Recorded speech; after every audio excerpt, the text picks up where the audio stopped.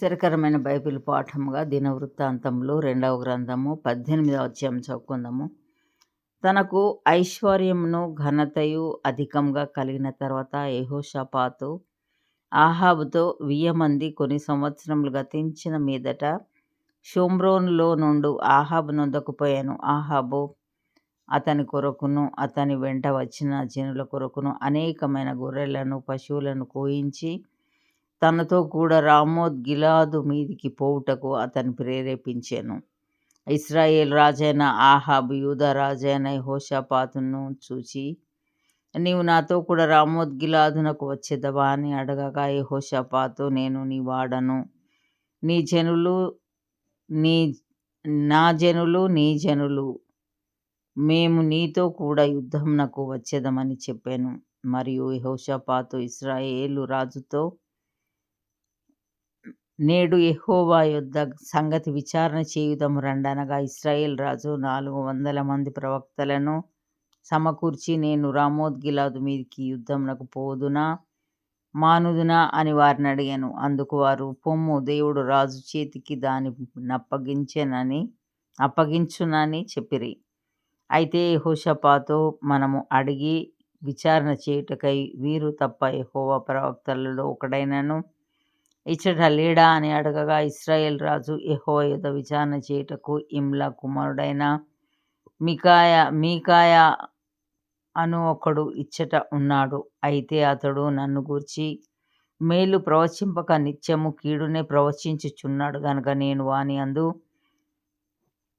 పగ కలిగి ఉన్నాననగా, యెహోషాపాతు, రాజు అలాగనవద్దనెను. అప్పుడు ఇశ్రాయేలు రాజు తన పరివారంలో నున్న ఒకని పిలిపించి, ఇమ్లా కుమారుడైన మీకాయాను శీఘ్రముగా రప్పించుమని ఆజ్ఞ ఇచ్చెను. ఇశ్రాయేలు రాజును యూదా రాజగు యెహోషాపాతును షోమ్రోను ఊరు గవిని ముందరి బయలునందు తమ తమ వస్త్రములను ధరించుకొని తమ తమ సింహాసనముల మీద కూర్చుని ఉండగా, ప్రవక్తలందరూ వారి ముందర ప్రవచించుచుండిరి. అప్పుడు కెనయనా కుమారుడైన సిద్కియా ఇనుప కొమ్ములు చేయించుకొని వచ్చి, సిరియనులు నిర్మూలమగు వరకు వీటితో వారిని నీవు పొడిచేదవని యెహోవా సెలవిచ్చుచున్నాడని ప్రకటించెను. ప్రవక్తలందరూ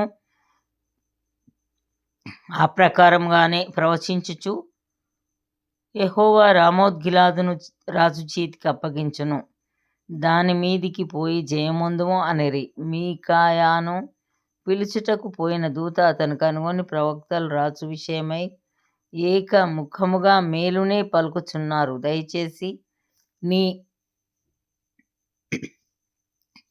మాటకు వారి మాటలకు అనుకూలపరచి మేలునే ప్రవచింపుమనగా, మీకాయా, యెహోవా జీవంతోడు నా దేవుడు సెలవిచ్చినదేదో దానినే ప్రవచింతునని చెప్పెను. అతడు రాజు నొద్దకు రాగా, రాజు అతన్ని చూచి, మీకాయా, యుద్ధమునకు రామోత్ గిలాదునకు మేము పోవుదుమా మానుదుమా అని అడుగగా, అతడు, పోయి చేయించుడి, వారు మీ చేతికి అప్పగింపబడుదురనెను.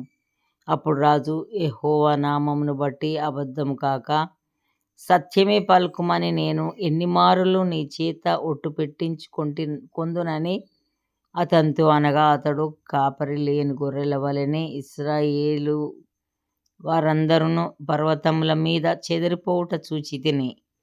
వీరికి యజమానుడు లేడనియూ,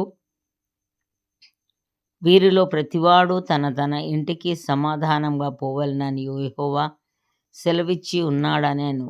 ఇశ్రాయేలు రాజు ఇది విని యెహోషాపాతుతో ఇట్లనెను, అతడు కీడునే గాని నా విషయమై మేలును ప్రవచింపడని నేను నీతో చెప్పలేదా అని అడగగా, మీకాయా, యెహోవా మాట వినుడి, యెహోవా తన సింహాసనము మీద ఆసీనుడై ఉండుటయు పరమండల సైన్యమంతయు ఆయన కుడి ప్రక్కను ఎడమ ప్రక్కను నిలవబడుటయు నేను చూచితిని.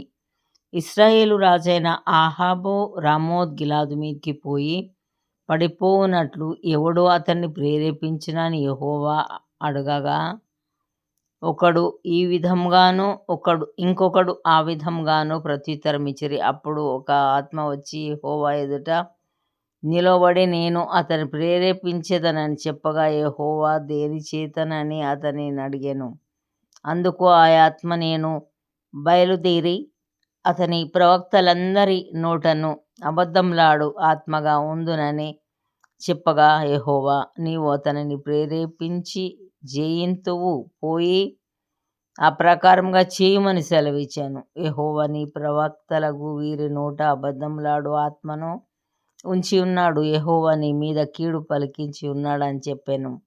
అప్పుడు కెనాయా నా కుమారుడైన సిద్కియా దగ్గరకు వచ్చి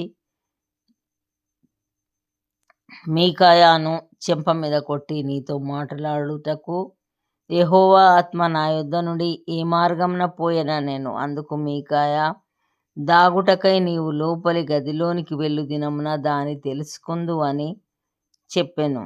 అప్పుడు ఇశ్రాయేలు రాజు పట్టణపు అధిపతి అయిన ఆమోను నొద్దకును, రాజు కుమారుడైన యోవాషు నొద్దకును వీరు మీకాయాను తీసుకొని పోయి వారితో, రాజు మీకిచ్చిన సెలవు ఇదియే యనుడి. నేను సురక్షితంగా తిరిగి వచ్చే వరకు వీనిని చెరలో పెట్టి క్లేశాన్నపానములు ఇయుడి. అప్పుడు మీకాయా ఇట్లనెను, నీవు సురక్షితంగా తిరిగి వచ్చిన యెడల యెహోవా నా ద్వారా పలుకనే లేదని చెప్పి, సమస్త జనులారా ఆలకించుడనెను. అంతటా ఇశ్రాయేలు రాజును యూదా రాజైన యెహోషాపాతును రామోత్ గిలాదు మీదికి పోయిరి. ఇశ్రాయేలు రాజు, నేను మారువేషం వేసుకొని యుద్ధమునకు పోవుదును, నీవు నీ వస్త్రములనే ధరించుకొనుమని యెహోషాపాతుతో చెప్పి తాను మారువేషం వేసుకొనెను. తర్వాత వారు యుద్ధమునకు పోయిరి. సిరియా రాజు, మీరు ఇశ్రాయేలు రాజుతోనే యుద్ధము చేయుడి, అధములతోనైనను అధికులతోనైనను చేయవద్దని తనతో కూడనున్న తన రథాధిపతులకు ఆజ్ఞ ఇచ్చి ఉండెను. కాగా యెహోషాపాతు కనబడుటతోనే రథాధిపతులు అతడు ఇశ్రాయేలు రాజనుకొని యుద్ధం చేయుటకు అతని పట్టుకునిరి. గాని యెహోషాపాతు మొర్రపెట్టినందున యెహోవా అతనికి సహాయం చేసెను. దేవుడు అతని యొద్ద నుండి వారు తొలగిపోనట్లు చేసెను. ఎట్లనగా రథాధిపతులు అతడు ఇశ్రాయేలు రాజు కాడని తెలుసుకొని అతన్ని తరుముట మాని తిరిగిపోయిరి. అప్పుడు ఒకడు గురి చూడకయే తన వింటిని ఎక్కుపెట్టి ఇశ్రాయేలు రాజును అతని కవచపు బందుల సందున కొట్టగా, అతడు, నాకు గాయము తగిలినది, నీ చెయ్యి త్రిప్పి దండులో నుండి నన్ను కొనిపొమ్మని తన సారథితో అనెను. ఆ దినమున యుద్ధము ప్రబలమాయెను.